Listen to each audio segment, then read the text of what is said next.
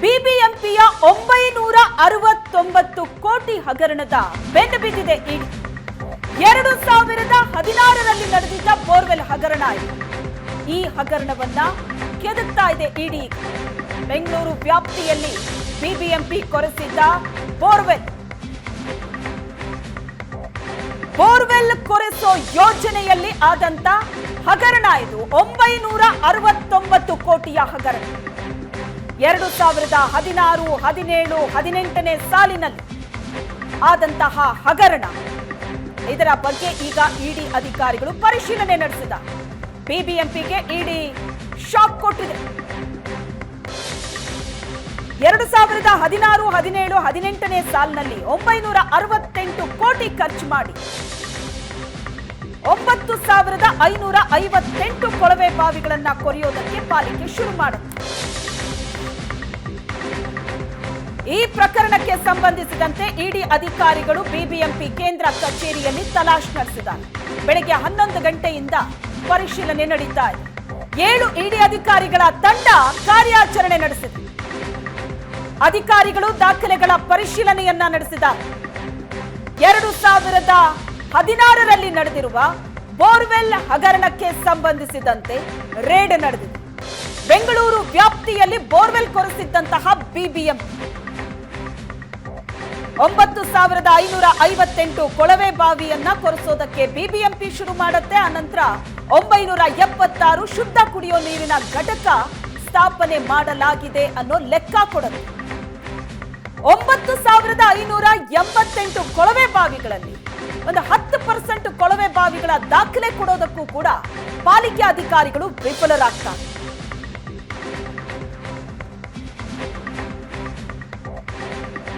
ಪಾಲಿಕೆ ವ್ಯಾಪ್ತಿಯ ಬೇರೆ ಬೇರೆ ಕಡೆ 9558 ಕೊಳವೆ ಬಾವಿ ಕೊರೆಯುವಂತಹ ಯೋಜನೆ, ಜೊತೆಗೆ ಶುದ್ಧ ಕುಡಿಯೋ ನೀರಿನ ಘಟಕ ಸ್ಥಾಪನೆಯ ಯೋಜನೆ. ಒಂದು ಆರ್ಒ ಪ್ಲಾಂಟ್ಗೆ 25ರಿಂದ 28 ಲಕ್ಷ ರೂಪಾಯಿ ಬಿಲ್ ಹಾಕಿದೆ. 100 ಅಡಿ ಆಳ ಕೊಳವೆ ಬಾವಿ ಕೊರೆದು 2000 ಅಡಿ ಕೊರೆಯಲಾಗಿದೆ ಅನ್ನೋ ಲೆಕ್ಕವನ್ನ ಪಾಲಿಕೆ ಕೊಟ್ಟಿದೆ. ಈ ಯೋಜನೆಗೆ 958 ಕೋಟಿಯ ಬಿಲ್ ಕೂಡ ಕ್ಲೇಮ್ ಮಾಡಿದೆ BBMP engineer chief Prahlad. Engineer chief ಇವರು. ಆದ್ರೆ ಅಷ್ಟೊಂದು ಪ್ರಮಾಣದಲ್ಲಿ ದಾಖಲೆ ಕೊಡೋದಕ್ಕೆ ಪಾಲಿಕೆ ಅಧಿಕಾರಿಗಳು ವಿಫಲರಾಗಿದ್ದಾರೆ. ಎಲ್ಲೆಲ್ಲಿ ಬಾವಿಗಳನ್ನ ಕೊರೆದ್ರು, ಹಾಗಾದ್ರೆ ಎಲ್ಲೆಲ್ಲಿ ಕೊಳವೆ ಬಾವಿ ಕೊರೆದ್ರು, ಎಲ್ಲೆಲ್ಲಿ ಶುದ್ಧ ಕುಡಿಯೋ ನೀರಿನ ಘಟಕ ಸ್ಥಾಪನೆ ಮಾಡಿದ್ರು. ಕೊಳವೆ ಬಾವಿ ಅಂದಾಗ ಎಷ್ಟು ಅಡಿ ಆಳ ಕೊರೆದ್ರು? 100 ಅಡಿ ಆಳ ಕೊರೆದಿರೋದು, 2000 ಅಡಿ ಆಳ ಕೊರೆದಿದ್ದೀವಿ ಅನ್ನೋ ಲೆಕ್ಕ ಕೊಟ್ಟಿದ್ದಾರೆ. ಈ ಸಂಬಂಧ ಪಾಲಿಕೆಯ 25ಕ್ಕೂ ಹೆಚ್ಚು ಅಧಿಕಾರಿಗಳಿಗೆ ಇಡಿ ನೋಟಿಸ್ ಕೊಟ್ಟಿತ್ತು. ಈಗ ರೇಡ್ ಆಗಿದೆ. ಈ ಬಗ್ಗೆ ಹೆಚ್ಚಿನ ಡೀಟೇಲ್ಸ್ ಕೊಡ್ತಾರೆ ನಮ್ಮ ಪ್ರತಿನಿಧಿ ರಕ್ಷಾ ಸಂಪರ್ಕದಲ್ಲಿದ್ದಾರೆ. ರಕ್ಷಾ, ಬಿಬಿಎಂಪಿಯಲ್ಲಿ ಆದಂತಹ ಗೋಲ್ಮಾಲ್ ಇದು 969 ಕೋಟಿ ಹಗರಣ. ಈ ಹಗರಣಕ್ಕೆ ಸಂಬಂಧಪಟ್ಟ ಹಾಗೆ ಈ ಹಿಂದೆನೇ ಒಂದಷ್ಟು ಅಧಿಕಾರಿಗಳಿಗೆ ನೋಟಿಸ್ ಅನ್ನ ಕೂಡ ಕೊಡಲಾಗಿತ್ತು. ಈಗ ರೇಡ್ ಆಗಿದೆ. ಒಟ್ಟಾರೆ ಈ ಪ್ರಕರಣ, ಈ ಹಗರಣ ಏನು, ಅದರ ಜೊತೆಗೆ ಈಗ ಆಗಿರುವಂತಹ ರೇಡ್ ಅಲ್ಲಿ ಸಿಕ್ಕಿರುವಂತಹ ದಾಖಲೆ ಏನು ಇನ್ಫಾರ್ಮೇಶನ್? ಶ್ವೇತಾ, 2016ರಿಂದ 2019ರವರೆಗೆ ನಡೆದಿದೆ ಅನ್ನುವಂತಹ ಹಗರಣ ಇದಾಗಿರ್ತಕ್ಕಂಥದ್ದು. ಬೆಂಗಳೂರಿನಾದ್ಯಂತ ಸುಮಾರು 9,000 ಚಿಲ್ಲರೆಯಷ್ಟು, ಅಂದರೆ 9,000ಕ್ಕೂ ಅಧಿಕ ಬೋರ್ವೆಲ್ಗಳನ್ನ ಕೊರೆಸಿದ್ದೀವಿ. ಹಾಗೆ ಅದಕ್ಕೆ ಸಂಬಂಧಪಟ್ಟಂತೆ ಪ್ಲಾನ್ ಆಫ್ ಆಕ್ಷನ್ ಆಗಿರ್ಬೋದು, ಜೊತೆಯಲ್ಲಿ ಟೆಂಡರ್ ಕೂಡ ಆಗಿರುತ್ತೆ, ಜೊತೆಯಲ್ಲಿ ಅದಕ್ಕೆ ಸಂಬಂಧಪಟ್ಟಂತೆ ಹಣವನ್ನು ಕೂಡ ಬಿಡುಗಡೆ ಮಾಡಲಾಗಿರುತ್ತೆ. ಅದು ಬರೋಬ್ಬರಿ 900 ಕೋಟಿಗಳಷ್ಟು ಹಣವನ್ನು ಬಿಡುಗಡೆ ಮಾಡಿದೆ ಬಿಬಿಎಂಪಿ. ಕೇವಲ 3 ವರ್ಷಗಳಲ್ಲಿ ಕೇವಲ ಒಂದೇ ಒಂದು ಕಾಮಗಾರಿಗೆ, ಅಂದರೆ ಬೋರ್ವೆಲ್ ಕೊರೆಸುವಂತಹ ಕಾಮಗಾರಿಯ ಹೆಸರಿನಲ್ಲಿ 900 ಕೋಟಿ ಹಣವನ್ನು ಬಿಬಿಎಂಪಿ ಬಿಡುಗಡೆ ಮಾಡಿರ್ತಕ್ಕಂಥದ್ದು 3 ವರ್ಷಗಳಲ್ಲಿ. ಸೊ ಹಾಗಾದರೆ ನಿಜಕ್ಕೂ ಕೂಡ ಬೋರ್ವೆಲ್ಗಳನ್ನ ಕೊರೆಸಲಾಗಿತ್ತಾ ಅಥವಾ ಬೋರ್ವೆಲ್ಗಳನ್ನು ಕೊರೆಸುವ ಹೆಸರಿನಲ್ಲಿ ಹಗರಣವಾಗಿತ್ತಾ ಅನ್ನುವಂತಹ ವಿಚಾರಕ್ಕೆ ಸಂಬಂಧಪಟ್ಟಂತೆ ದೂರು ಕೂಡ ದಾಖಲಾಗಿರುತ್ತೆ.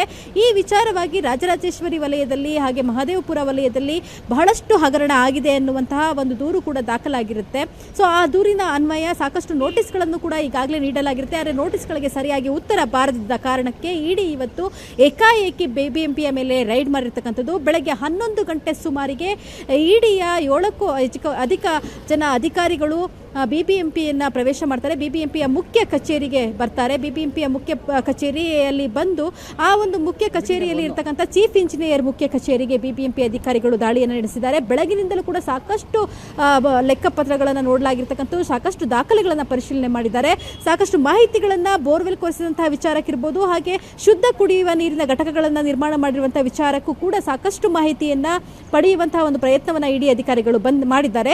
ಜೊತೆಗೆ ಬೇರೆ ಬೇರೆ ವಲಯದಲ್ಲಿ ಇರುವಂತಹ ಚೀಫ್ ಇಂಜಿನಿಯರ್ಗಳನ್ನು, ಹಾಗೆ ಪ್ರಾಜೆಕ್ಟ್ ಇರುವಂತಹ ಚೀಫ್ ಇಂಜಿನಿಯರ್ ಲೋಕೇಶ್ ಅವರನ್ನು ಕೂಡ ಪ್ರಮುಖವಾಗಿ ಇಲ್ಲಿ ಕರೆದು ತನಿಖೆಯನ್ನು ನಡೆಸಲಾಯಿತು. ಅವರನ್ನು ಕೂಡ ವಿಚಾರಣೆಗೆ ಒಳಪಡಿಸಲಾಯಿತು. ಜೊತೆಗೆ ಇಂಜಿನಿಯರ್ಗಳು, ಚೀಫ್ ಇಂಜಿನಿಯರ್ಗಳಿರ್ಬೋದು, ಇಂಜಿನಿಯರ್ಸ್ ಇರ್ಬೋದು, ಹಾಗೆಯೇ ಅಸಿಸ್ಟೆಂಟ್ ಅಂದರೆ ಸಹಾಯಕ ಇಂಜಿನಿಯರ್ಸ್ಗಳೇನಿರ್ತಾರೆ ಅವರೆಲ್ಲರನ್ನು ಕೂಡ ಕರೆದು 20 ರಿಂದ 25 ಜನ ಅಧಿಕಾರಿಗಳನ್ನು ಈಗಾಗಲೇ ತನಿಖೆಗೆ ಒಳಪಡಿಸಿರ್ತಕ್ಕಂಥದ್ದು. ಸದ್ಯ ಈಗ ಇಡಿ ಅಧಿಕಾರಿಗಳು ಸ್ವಲ್ಪ ಸಣ್ಣ ಬ್ರೇಕನ್ನು ಪಡ್ಕೊಂಡಿದ್ದಾರೆ. ಆ ಬ್ರೇಕನ್ನು ಪಡ್ಕೊಂಡಿರುವಂತಹ ನಿಟ್ಟಿನಲ್ಲಿ ಇದೇ ಕಚೇರಿಯಲ್ಲಿ ಅಂದರೆ ಬೃಹತ್ ಬೆಂಗಳೂರು ಮಹಾನಗರ ಪಾಲಿಕೆಯ ಅನೆಕ್ಸ್ 3 ಕಟ್ಟಡ ಇದು.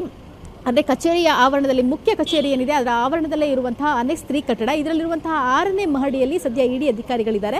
ಅವರಿಗೆ ಇದೀಗ ಊಟದ ವ್ಯವಸ್ಥೆಯನ್ನು ಮಾಡಲಾಗಿದೆ. ಖುದ್ದು BBMPಯ ಚೀಫ್ ಇಂಜಿನಿಯರ್ ಪ್ರಹ್ಲಾದ್ ಅವರೇ ಅವರನ್ನ ಈ ಒಂದು ಕಟ್ಟಡಕ್ಕೆ ಕರ್ಕೊಂಡು ಬಂದರು. ಅಂದರೆ BBMP ಚೀಫ್ ಇಂಜಿನಿಯರ್ ಕಚೇರಿ ಏನಿದೆ ಅದು ಅನೆಕ್ಸ್ 2ನಲ್ಲಿತ್ತು. ಅನೆಕ್ಸ್ 2 ಬಹಳ ಹಿಂದೆನೇ ಕಟ್ಟಲಾಗಿರುವಂತಹ ಕಟ್ಟಡ. ಅಲ್ಲಿರುವಂತಹ ಕಚೇರಿ ಸ್ವಲ್ಪ ಚಿಕ್ಕದಾಗಿತ್ತು. ಅವರಿಗೆ ತನಿಖೆ ಮಾಡಲಿಕ್ಕಿರ್ಬೋದು, ಹಾಗೆ ಬೇರೆ ಅಧಿಕಾರಿಗಳನ್ನು ಕರೆಸಿದಂತಹ ಸಂದರ್ಭದಲ್ಲಿ ಅವರನ್ನು ಪರಿಶೀಲನೆ ಮಾಡಲಿಕ್ಕೆ, ಅವ್ರನ್ನ ಕ್ವಶನ್ನ ಮಾಡಲಿಕ್ಕೆ, ಅವರ ಹತ್ರ ಮಾಹಿತಿಗಳನ್ನ ಪಡೆಯಲಿಕ್ಕೆ ಬಹಳ ಕಷ್ಟ ಆಗ್ತಾ ಇತ್ತು. ಹಾಗೆ ವಿಚಾರ ಮಾಧ್ಯಮಗಳಲ್ಲಿ ಬಂದ ನಂತರ ಈ ವಿಚಾರವನ್ನು 2 ಗಂಟೆ ಸುಮಾರಿಗೆ ಸುವರ್ಣ ನ್ಯೂಸ್ ಬ್ರೇಕ್ ಮಾಡುತ್ತೆ. ಬ್ರೇಕ್ ಆದ ನಂತರ ಸಾಕಷ್ಟು ಜನ ಮಾಧ್ಯಮದವರು ಇಲ್ಲಿ ಜಮಾಯಿಸ್ತಾರೆ. ಜೊತೆಗೆ ಸಾಕಷ್ಟು ಜನ BBMPಗೆ ಬಂದಂತಹ ಸಾರ್ವಜನಿಕರಿರ್ಬೋದು, ಹಾಗೆ BBMPಯ ಸಿಬ್ಬಂದಿಗಳು ಕೂಡ ಆ ಕಚೇರಿಯ ಮುಂದೆ ಜಮಾಯಿಸೋದ್ರಿಂದ ಅದನ್ನು ತಪ್ಪಿಸಿಕೊಳ್ಳುವಂತಹ ನಿಟ್ಟಿನಲ್ಲಿ, ಹಾಗೆ ತನಿಖೆ ನಡೆಸುವಂಥದ್ದು ಬಹಳಷ್ಟು ಇದೆ. ಇದು ಒಂದು ದಿನಕ್ಕೆ ಮುಗಿಯುವಂತಹ ಒಂದು ಕರ್ಮಕಾಂಡ ಅಲ್ಲ.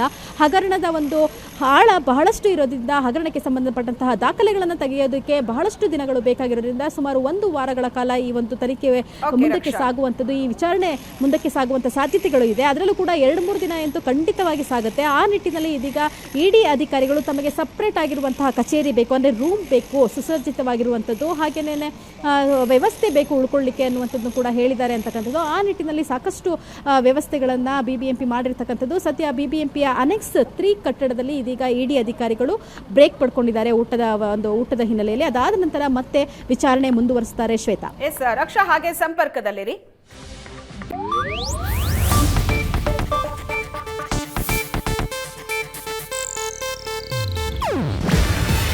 ಇದು ಏಷ್ಯಾನೆಟ್ ನ್ಯೂಸ್ ನೆಟ್ವರ್ಕ್ ಪ್ರಸ್ತುತಿ.